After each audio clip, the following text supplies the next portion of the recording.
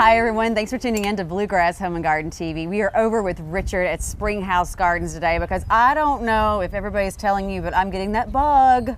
Those warm days, getting out into the landscaping, and then I hear our meteorologists talk about the potential of snow, and I'm like, whoa, whoa. Snow, freeze warnings, frost warnings, all that fun stuff. Yeah. It is April in Kentucky. We're kind of used to this up and down, but if you're a new homeowner or you really haven't done gardening and planting before, it might be a little alarming. So what you want to do is assess your landscape, and if you're wanting to add new things into it, just try to take your time and don't put anything out that's super tender, which means it's way too early for vegetables. It's still way too early for annual flowers unless they're pansies. And you don't want to overdo it with a lot of perennials and other shrubs that have lots of fresh growth on them. So the thing you want to do is just kind of take your time and look around and talk to other people that have been gardening for a while. But when you come out to a place like ours, we have a lot of nice fresh things, but if we have a freeze warning, we're having to cover and uncover, cover and uncover. So we cover about half of the stuff that's out right now. Wow. Because right now is when people are looking for color, and that most of the flowers in bloom are a little bit susceptible to cold damage. So What about the Lenten roses though? We've talked about that a lot on the show. Is that kind of like the exception to the rule? That's a big exception to the rule. Those are blooming out in the landscape right now, and they've been blooming for over a month. And they've got like antifreeze in their flowers. They have antifreeze in their veins. Yeah, and things like coral bells I love those. really have built-in antifreeze. So there's certain plants that you don't have to worry at all about, and pansies are one of those. But just be careful and ask questions and say, am I going to have to cover this if I buy this now? Yeah. So that's where we can really help you and kind of walk you through the process. We'll continue this conversation. Keep it here for more Bluegrass Home Garden TV. We are testing out some Easter Pinterest pins once again, and if you were with us last time, we did this cute little wreath, and I'm going to show you what I did here. I went in, took a knife, added a little slit to the foam ring, took a popsicle stick, put a little bit of glue in it, shoved it in, and then put glue on the back of our little thing and made it go that way, and then add a little moss just to kind of like make it a little special. So yeah, I told you we were going to fix it, and we did. All right, next, if you find these, and these come in all different types of bunny shapes. I grabbed a bunch of these actually last year. Had a bunch of ideas that I thought I was going to get to do, and ran out of time. But they start this way. They're great because you could do so much with these. You can decoupage them with Easter napkins, scrapbook paper, add anything to them. I mean, there's just so much you can do with these. They're so cute. But I found this one. You all know I like my moss, right? With all my hiking and then all the stuff we do over there with house. Love my moss. So I painted one side green. I actually probably go back after the fact and finish it out and paint the other side. But also, quick tip here, if you don't have a plate that, maybe a paper plate or something, or a cup that you want to throw out, just take some cling wrap, cover, a small plate and use it that way. That way you don't have to worry about messing anything up. All you're going to do here is you're going to take this form, you're going to paint it, let it dry. Then you're going to take one of the $1.25 bags of moss, break it up, and hot glue that down. This makes this so cute. It's very spring and Easter without being over the top Easter because of the moss, and it's still a bunny, so you could actually keep this up well into May. But I just love this idea, and you could actually add this to another wreath, put in a pot. I mean, there's just so much you could do with this. So we're going to come back. I'm going to just work on getting the moss laid down. If you have some spray glue adhesive, that's probably a great way to do this as well instead of just the hot glue. But I'd advise you to do it outside. It's raining today, but we're doing it inside. So we'll be back here in just a couple of minutes. Art Hubbard of Hubbard Mechanical is with us once again. Art, I don't know about you, but we've had a couple really weird warm days so far, and I just got the bug. I'm thinking about everything I want to do for spring. And I'm curious, as I know we head into spring, a lot more water, rain, we've talked about issues like that, but if you see that water's a little too close to your house, what should we do to try to get that away a little bit further? Just the easiest thing is on your downspouts, extend them out. Okay. We've had a lot of people ask, why do you guys talk about gutters when you're, a mechanical contractor? Well, because if the rainwater doesn't get away from your house, it goes into your house, and then out it goes overworks sump pumps, Units in the crawl space get flooded. So the biggest thing is just take them out. What I do at my house, the corrugated pipe comes off my downspouts. It goes underground and goes into a gravel pit, so it disperses it to make it so it doesn't create like just divots and lines and everything. Okay, and in all reality, guys, it's really windy outside today. Doesn't make for great television. That's why we're inside talking about this, but we'll show you what we're talking about. If you realize that water coming off your house, or maybe coming away from somebody else's house, is creating an issue on your yard, yeah, what do you do then? If it's from your house, it's easy. You can just extend all your stuff and kind of divert your own yard. If it's coming from a neighbor's house, hopefully you have a good enough relationship that you can say, hey, look, here's what, and show them when it's a bad storm coming. Look, this is what's happening. Can you do something about it? And if you don't have the best relationship with your neighbor and they won't do anything about it, at that point, then you can put not a true French ditch in your yard, but like a trough with some irrigation piping with the sock over it, and then you just put gravel in it, and it will divert it inside your own yard to go towards a space. Like if it's on the back side of your house, you can take it to the front of your house and go to the road. Yeah, because sometimes you don't really know where it's coming from, right? I mean, unless you're standing outside in a torrential rain trying to wait to see where it's coming from. Yeah. You know, I've seen that where it like washes out maybe near a fence line, so it's kind of hard to sometimes, you know, determine exactly where it's coming from. Yeah, yeah. Water is one of the biggest fights a homeowner will have, where you want to keep the water inside your pipes and you want to keep the water outside your house. All right, but you could help with that. You know, yeah, we can guide people, and we can definitely can do what the customer needs us to do. All right, have any questions? Yep, they can call us at the office at 859-340-4509. Thanks for keeping it here. Okay, coral bells. Yeah, we've talked about these over the years. I kind of come and go with my love. It's a love-hate relationship with these. Really? I love them again, yeah. We're in the good place. Yeah. Where I have problems with these if I put them in too much sun and if they're in a poorly drained situation. Okay. So for me, when I'm doing landscape design, it's really hard for me to incorporate these as much as I'd like to, because I'm not sure exactly how much sun an area is going to get, and it varies throughout the year. So these are going to be better in a partially shaded condition, very dry. So under trees, well-drained soil. And I'm not dealing with really under a lot of trees and well-drained in a lot of cases. So that's what kills these, is too much water and too much sun. Okay, now it's got me thinking, because I'm in a new place. I've got to have you come out, look at everything, and I love these because they remind me of my hikes. Yeah, these are actually derivations of a native plant. Yeah. So these are native to Kentucky. A lot of them are. And then all the plant breeders have come up with all these interesting varieties of foliage. And coral bells used to be grown for their flower display. Now they're mainly grown for their foliage display. But some of these have amazing flowers as well. So it is an interesting thing. And they're mostly evergreen. I mean, this is, a lot of this would have been here through the winter, but this is really tender foliage. So this is one of those plants that, even though they're tough and they're native, like this one. They are susceptible to a little bit of damage. Right, especially if these leaves are really tender. Like these got blasted probably a couple of weeks ago when we got down to 25. So all you do, you snap those off and new leaves will come up. So it's better if you've bought some of these and you've planted them now. If it's going to be below freezing, just throw a sheet or some kind of cloth or fabric over top of them. Or if they're this size, you could get like a 5-gallon or a 10-gallon bucket and put them over it for the night that it's going to be cold. Or all those boxes for all those deliveries that come all the time. That's a great idea. Yeah, you just don't want to use plastic touching that. So a cardboard box would, I like that. You're welcome. Very good. All right, keep it here. We got more coming your way. Okay, so we're back in my dining room today, and we're going to do a tablescape. And what I did is I went shopping in my own house, and these are things that you see on this table that have just been collected through the years. And these green dishes are Majolica. You can look at that. Majolica is inspired because there's nothing really, they're all relatively inexpensive. But I love this collection. So I found these, and these are called finger vases.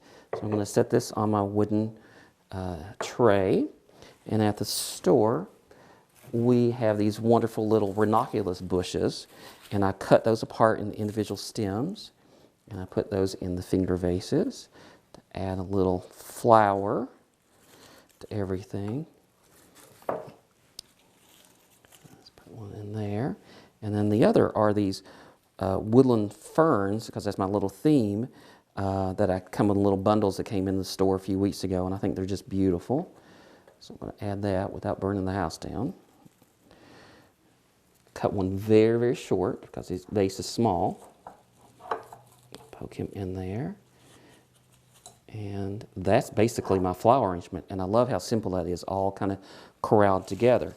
So the next thing I want to talk about is the layering of how to do a place setting. And so this is my more casual, I said woodland before, so I found these chargers, but I love this little scallop detail, but it looks like it's actually plastic, but it looks like a piece of wood. And so that's my starting point. And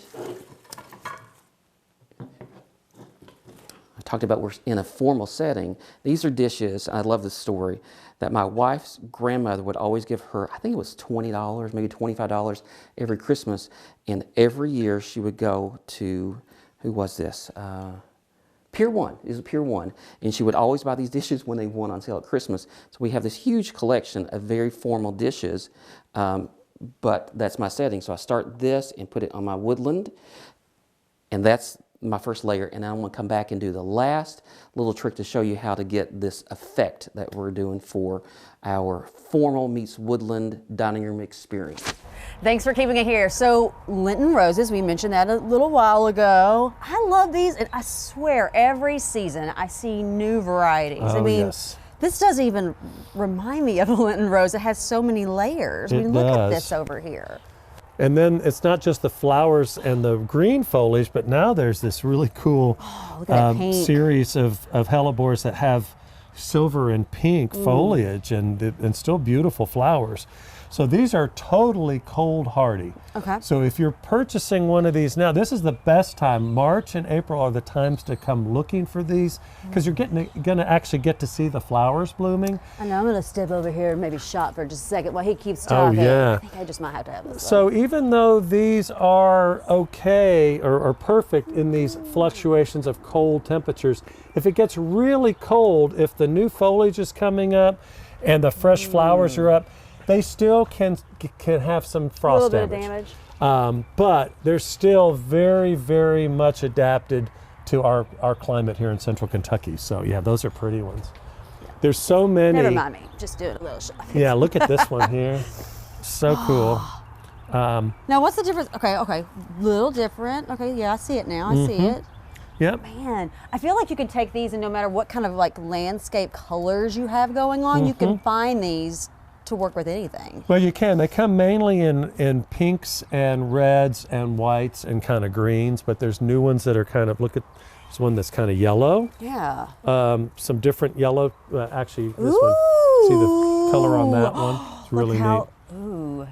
And the best thing, the way to think about these is use these like you would a hosta. They need more shade than sun, and they do want to be probably a little more well drained than a hosta would. So if you have a boggy area, these aren't going to be happy. So they need to be drier shade, and they're going to be evergreen during the wintertime, and these early blooms that last for almost 3 months. Can you put them in a planter until you get your well drained soil? Yes, you could. There you go. As long as it's more shade than sun. Yes, because I've got a little bit of an issue going on that I got to have taken care of, but I don't want to miss out on getting these. Pick them out now, and then they'll be coming back year after year after year. So. All right, stay tuned. We'll be back. We are with Jimmy Nash of Jimmy Nash Homes, of course, over in Serenity. It is loud today because this is just an example of what could happen when you're building a custom home that a lot of people don't think about. Correct, yeah. You never know what you're going to run into. You could run into water. Here we ran into rock. So really, really large home.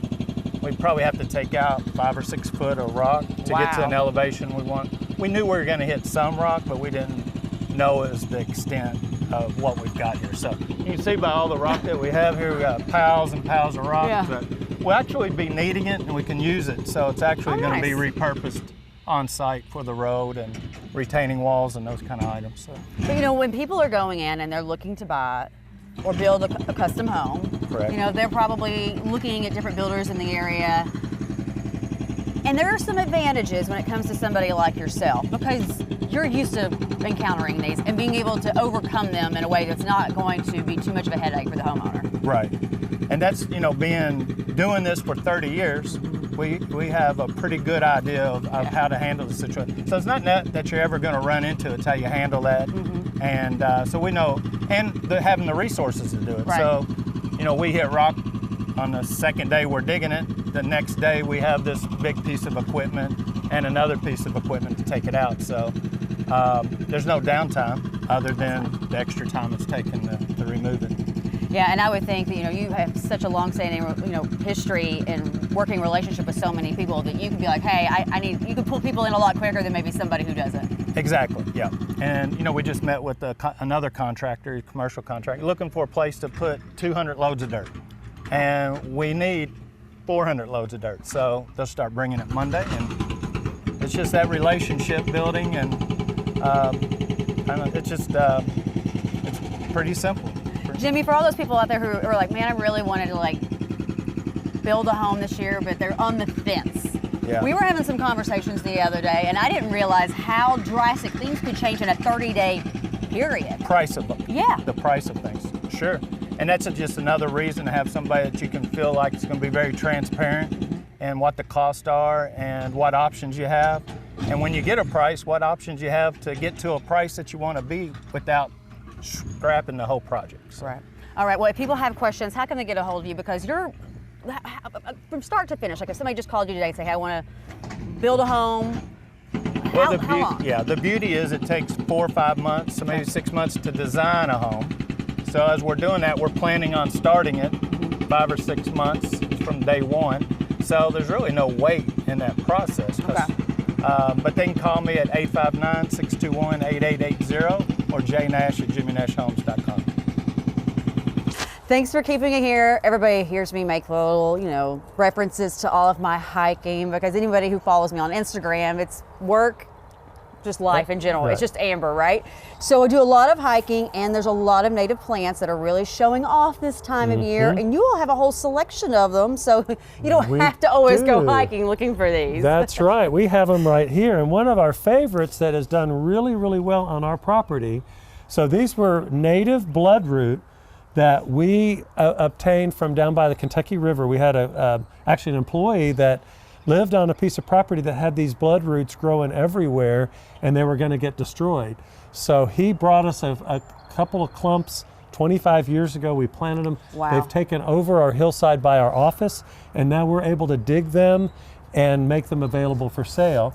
And I actually have a picture. She has a picture. From a recent hike. That's what they look like. They're really pretty. They're beautiful white flowers, and they come up about the first spring wildflower on partially shaded to sunny spots in the woods.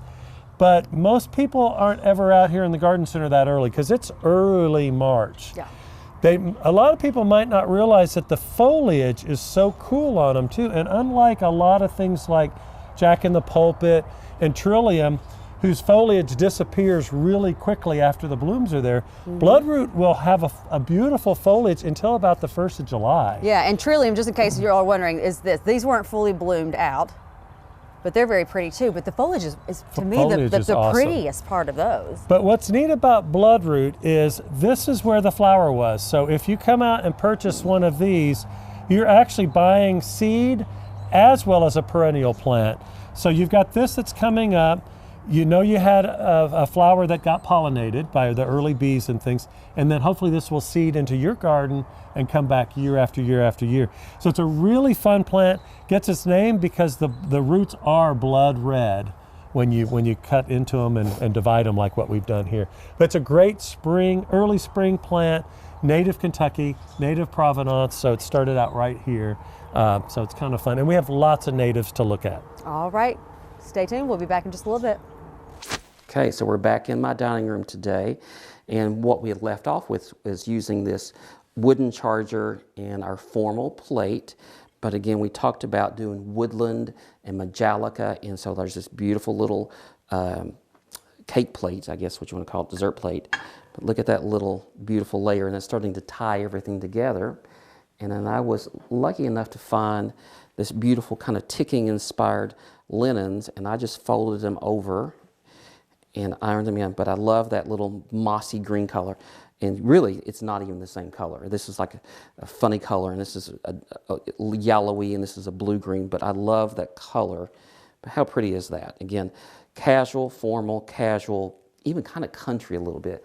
And my last little layer, again, with this idea that spring is on its way, a sweet little bird's nest that has that pretty little green color in it. And those just happened to come in a few days ago at the store, and I think those are just absolutely beautiful. So that sets our tablescape. But I kind of want to throw a little curveball at you and show that you can take some of these basic things and change it just by the linens. So I'm going to take him away. And you want to do something for summertime. Look at that, and that beautiful. I actually bought these and used these for like 4th of July, but I think that's a beautiful summer setting, and I love this little bamboo napkin ring. I'm going to take this away very quickly for you guys, and if anybody knows, they know that I love antiques and old things, and these are beautiful old linens and beautiful old dishes, and look at that, look at that. And this tells you, don't eat off a paper plate all the time. Go use the dishes you've got, entertain, even if it's just for the two of you at night. Let it be a moment, light your candles, and enjoy every moment. If you've got any questions, just come and see us at the store. It's 1148 Industry Road, housebysd.com. The WKYT First Alert Weather app, alerting you first to inconvenient weather, tracking storms live, and bringing you hour-by-hour forecasts wherever you are. Download the WKYT First Alert Weather app today. Still over here at Springhouse Gardens with Richard, getting our spring fix as we are heading towards hopefully a little bit more stable temperatures, because right now we need to be a little cautious of what we plant because we're still having a lot of swings in temperatures. But there is one thing that would be great to plant, and it's any trees. Especially deciduous trees right now. I mean, evergreens can go in just about any time. But right now, people are noticing the flowering trees, and they're maybe thinking about, oh, this summer it's going to be hot. They might want a shade tree. So this is the perfect time to do that before it gets hot and dry. But we're looking at flowering trees because that's what everybody's seeing. They show off this time of year. They do, and especially the cherries. That's what we're standing in and around right now, are a huge variety of flowering cherries. Now, we've already had some pretty cold temperatures and snow and things that have zapped a couple of rounds of trees. So there's an early blooming cherry tree called an okami cherry, and those got zapped. The star magnolias and the saucer magnolias got zapped because they were just budding out. But most of these later blooming trees are going to be able to manage to flower in between the colds if things just work out perfectly. This one got zapped a little bit, but it's still got lots of color on it. But it's a good time to get them in the ground and established. If you want something that comes back every year and blooms reliably, the cherries are really good for the early color. The red buds and then the dogwoods are two of the other really, really good trees that aren't usually bothered by the fluctuations of cold temperatures. So come out, check things out. There's a lot to see right now, and it's just fun to see the return of flowering trees and leaves and all sorts of different things. It helps lift everybody's moods as everything kind of comes back to life after a cold winter. Absolutely. So we're here at Springhouse Gardens, and hopefully we'll see you soon. Yeah, we'll wrap up the show here in just a few minutes, maybe with some dogwoods and redbuds. Oh, maybe. We'll see. Just a second, guys. We are back. Okay, this is just so cute and I think easy. I mean, very little effort, big reward. So I'm just kind of smearing this hot glue on there as I go. Taking this, I don't want to break it apart too fine. And then I'm just going in and I'm kind of placing it. You can always go back in under because this is very movable and add more hot glue if you need to. But we're just kind of shaping it as we go. This would be really cute in a really pretty Easter pot. Put it on a stick on behind it, maybe a dowel rod or a popsicle stick, a really big one, and have it coming up, maybe some eggs around it. There's just so much you can do with this. It's just really easy. Running out of hot glue. And then of course you can add a little bow to it. Maybe, you know, put it by its ear at a corner. There's just a lot you can do. And this is just super easy, quick, and just different, a little different. So But I saw this and I was like, this is too cute. We have to do this. We'll see. Now, this will shed some, like if you move it and people, you know, bump it, they're gonna probably knock off a little bit of moss. That's no problem. But I would always go back either with like some hairspray, because I found out that you can spray hairspray on glitter and it helps the glitter stay in place. So I would like to think that it could do the same thing for moss. Just gonna take a little bit, add that in. All right, so I just gotta kind of like shape it a little bit more, but ultimately I think that is adorable. Adorable. Just a little different, a little fun, a little Easter, but more spring. And just, can you imagine sitting that in an arrangement with a bunch of white hydrangeas?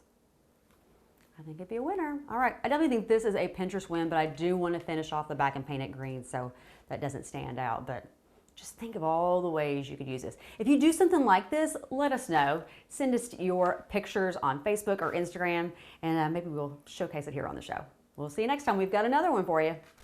We are almost out of time, but since he mentioned it, we can't go without showcasing some of the beautiful red buds. I do love these this time of year. They're really pretty, and they're pretty resistant to all the ups and downs of temperature. So, because what you're seeing are these neat little buds that show color, but the flower's not going to come out for another couple of weeks. So, as long as the buds of just about any plant aren't opened yet, they can withstand the cold. So that's kind of a little tip. So as long as the flowers haven't opened up, they're going to be fine.